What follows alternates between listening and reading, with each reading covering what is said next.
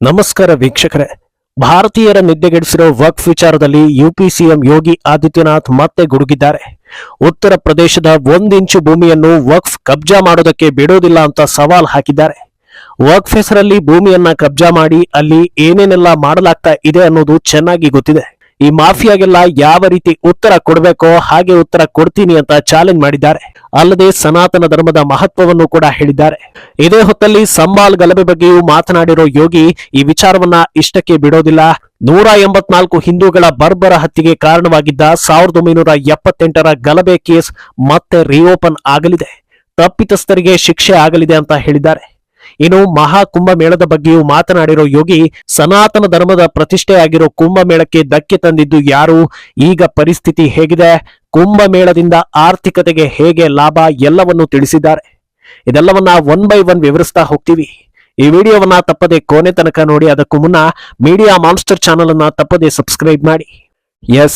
ಭಾರಿ ಚರ್ಚೆಗೆ ದಾರಿ ಮಾಡಿಕೊಟ್ಟಿರೋ ವಕ್ಫ್ ಬಗ್ಗೆ ಕೇಂದ್ರ ಸರ್ಕಾರ ದೃಢವಾದ ನಿರ್ಧಾರವೊಂದನ್ನ ಕೈಗೊಂಡಿದೆ. ವಕ್ಫ್ ಬಿಲ್ ಯಾವಾಗ ಜಾರಿ ಆಗ್ಬೋದು ಅಂತ ಭಾರತೀಯರು ಎದುರು ನೋಡ್ತಾ ಇದ್ದಾರೆ. ಎನ್ಡಿಎ ತನ್ನ ಸಂಖ್ಯಾಬಲವನ್ನ ಹೆಚ್ಚಿಸಿಕೊಂಡ ಬಳಿಕವೇ ಈ ಬಿಲ್ ಪಾಸ್ ಮಾಡಬಹುದು ಅನ್ನೋ ಮಾತುಗಳು ಕೂಡ ಕೇಳಿ ಬರ್ತಾ ಇವೆ. ಆದ್ರೆ ಒಂದು ವೇಳೆ ಈ ಬಿಲ್ ಪಾಸ್ ಆದ್ರೂ ಮುಂದೆ ಆಗೋ ಅವಾಂತರಗಳನ್ನ ತಡೆಯಬಹುದು. ಆದ್ರೆ ಈ ಹಿಂದೆ ಕಬ್ಜಾ ಆಗಿರೋ ಜಾಗಗಳ ಕತೆ ಏನು ಅನ್ನೋದಕ್ಕೆ ಇನ್ನೂ ಕ್ಲಾರಿಟಿ ಸಿಕ್ಕಿಲ್ಲ. ಅದನ್ನ ವಶಪಡೆಯೋದಕ್ಕೆ ಬಿಲ್ನಲ್ಲಿ ಕಾನೂನು ಕ್ರಮ ಇದ್ರೂ ಆಯಾ ರಾಜ್ಯಗಳ ಸರ್ಕಾರದ ಮೇಲೆ ಡಿಪೆಂಡ್ ಆಗಿರುತ್ತೆ. ಹೀಗಿರುವಾಗ ಯೋಗಿ ಮಾತ್ರ ಕಾಯ್ದೆ ಕತೆ ಏನೇ ಇರಲಿ 1 ಇಂಚು ಸರ್ಕಾರಿ ಭೂಮಿಯನ್ನ ಕಬ್ಜಾ ಆಗೋದಕ್ಕೆ ಬಿಡೋದಿಲ್ಲ ಅಂತ ಖಡಕ್ ಆಗಿ ಹೇಳಿದ್ದಾರೆ. ಖಾಸಗಿ ಮಾಧ್ಯಮವೊಂದರ ಸಂದರ್ಶನದ ವೇಳೆ ಮಾತನಾಡಿರೋ ಅವರು, ಉತ್ತರ ಪ್ರದೇಶ ಸರ್ಕಾರ ಯಾವ ಜಾಗಗಳು ಕಬ್ಜಾ ಆಗಿದೆಯೋ ಅದೆಲ್ಲವನ್ನ ರೀಕ್ಲೇಮ್ ಮಾಡಲಿದೆ, ಯಾವುದನ್ನು ಬಿಡೋ ಮಾತೇ ಇಲ್ಲ ಅಂತ ಹೇಳಿದ್ದಾರೆ. ವಕ್ಫ್ ಬೋರ್ಡ್ ಅನ್ನೋದನ್ನ ಯಾವುದೋ ಒಂದು ಜವಾಬ್ದಾರಿಯುತ ಸಂಸ್ಥೆ ಅನ್ನೋ ರೀತಿ ನೋಡೋದಕ್ಕೂ ಸಾಧ್ಯವಿಲ್ಲ. ವಕ್ಫ್ ಬೋರ್ಡ್ ಅನ್ನೋದು ಲ್ಯಾಂಡ್ ಆಫ್ ಮಾಫಿಯಾ. ಸಿಕ್ಕ ಜಾಗಗಳನ್ನ ಸರಿಯಾದ ದಾಖಲೆ ಇಲ್ಲದೆ ಇದ್ರೂ ನಮ್ಮದು ಅಂತ ಹೇಳ್ಕೊಳ್ಳೋದರ ಹಿಂದೆ ದೊಡ್ಡ ಅಜೆಂಡಾ ಇದೆ ಅನ್ನೋದನ್ನ ಹೇಳಿದ್ದಾರೆ. ಈ ಹಿಂದೆಯೇ ವಕ್ಫ್ ಬಿಲ್ ಬಗ್ಗೆ ಕೆಲ ಮುಸ್ಲಿಮರು ಬೆಂಬಲ ಕೊಟ್ಟಿದ್ದು ಗೊತ್ತೇ ಇದೆ.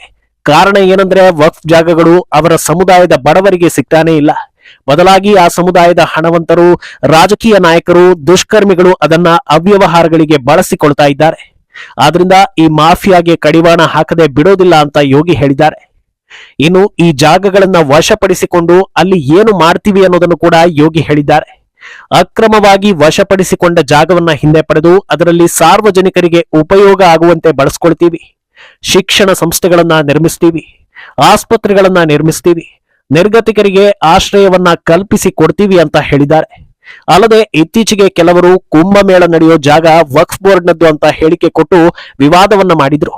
ಅದಕ್ಕೂ ಉತ್ತರ ಕೊಟ್ಟಿರೋ ಯೋಗಿ, ಕುಂಭಮೇಳಕ್ಕೆ ಅವರ ಮೂಲಕ್ಕಿಂತ ಎಷ್ಟೋ ಸಾವಿರ ವರ್ಷಗಳ ಇತಿಹಾಸ ಇದೆ, ಇಂಥ ಹೇಳಿಕೆಗಳು ಹಾಸ್ಯಾಸ್ಪದ ಅಂತ ಹೇಳಿದ್ದಾರೆ.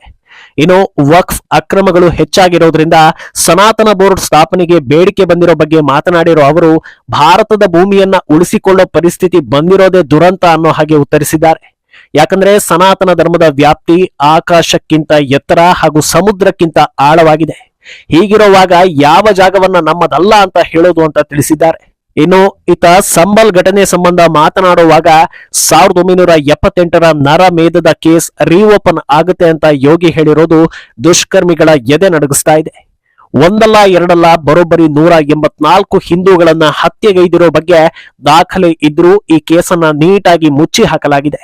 ಸಮಾವೇಶವೊಂದರಲ್ಲಿ ಮಾತನಾಡೋ ಯೋಗಿ, ಯುಪಿ ಸರ್ಕಾರ ಆ ಕೇಸನ್ನ ರಿಓಪನ್ ಮಾಡಿ ತಪ್ಪಿತಸ್ಥರಿಗೆ ಸರಿಯಾದ ಶಿಕ್ಷೆ ಕೊಡಲಿದೆ.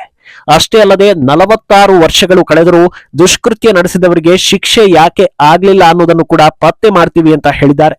ಇದು ಕಾಂಗ್ರೆಸ್ ಹಾಗೂ ಸಮಾಜವಾದಿ ಪಕ್ಷಕ್ಕೆ ಪರೋಕ್ಷವಾಗಿ ಟಾಂಗ್ ಕೊಟ್ಟಂತಾಗಿದೆ.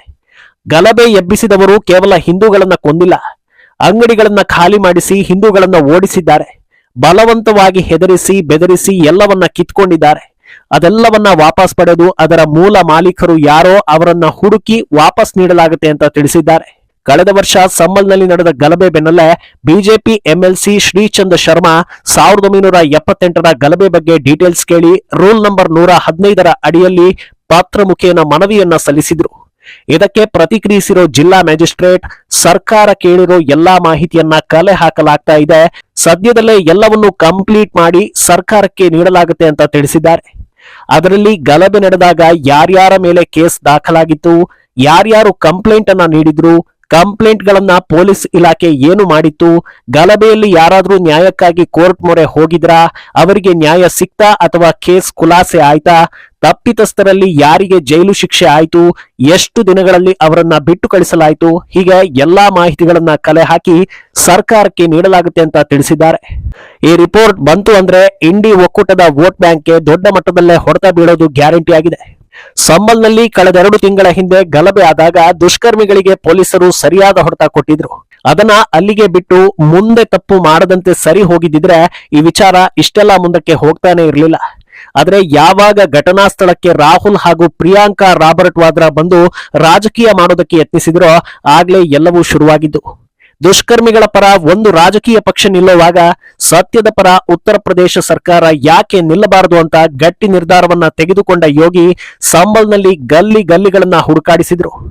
ಆಗ್ಲೇ ನೋಡಿ ಮುಚ್ಚಿಟ್ಟ ಎಷ್ಟೋ ಐತಿಹಾಸಿಕ ದೇವಸ್ಥಾನಗಳು ಪತ್ತೆಯಾಗಿದ್ದು, ಕಬ್ಜಾ ಆಗಿದ್ದ ಎಷ್ಟೋ ಪುರಾತನ ಗುಡಿಗಳು ಬೆಳಕಿಗೆ ಬಂದಿದ್ದು, ಒಂದರ್ಥದಲ್ಲಿ 1978ರ ಘಟನೆ ನೆನಪಿಸಿದ್ದು ಕೂಡ ಅದೇ. ಆ ಹೊತ್ತಲ್ಲೇ ಬಹುತೇಕ ಜಾಗಗಳು ಕಬ್ಜಾ ಆಗಿರೋದು ಗೊತ್ತಾಗಿದೆ.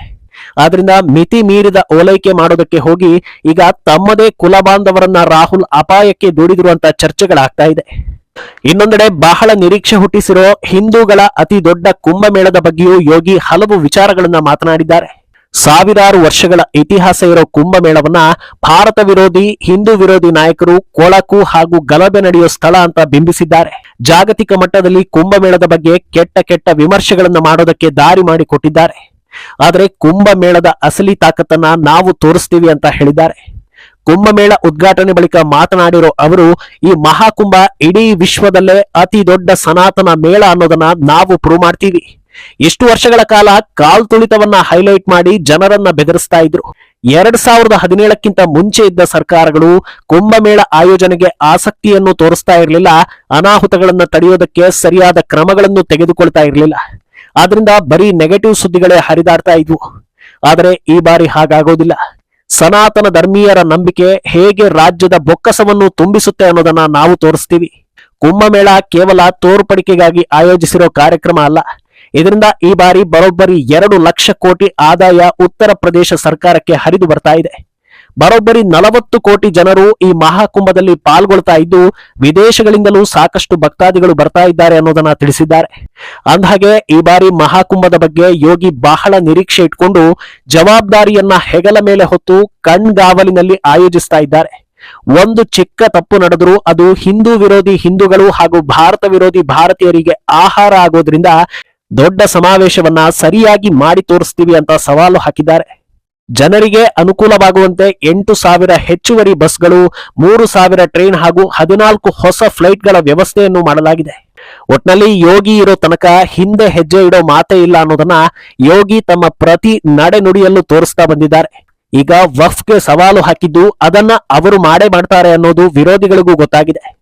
ಮುಂದೇನಾಗಲಿದೆ ಅನ್ನೋದನ್ನ ಕಾದು ನೋಡ್ಬೇಕು. ಈ ಬಗ್ಗೆ ನಿಮ್ಮ ಅಭಿಪ್ರಾಯವನ್ನ ತಪ್ಪದೆ ಕಾಮೆಂಟ್ ಮೂಲಕ ತಿಳಿಸಿ.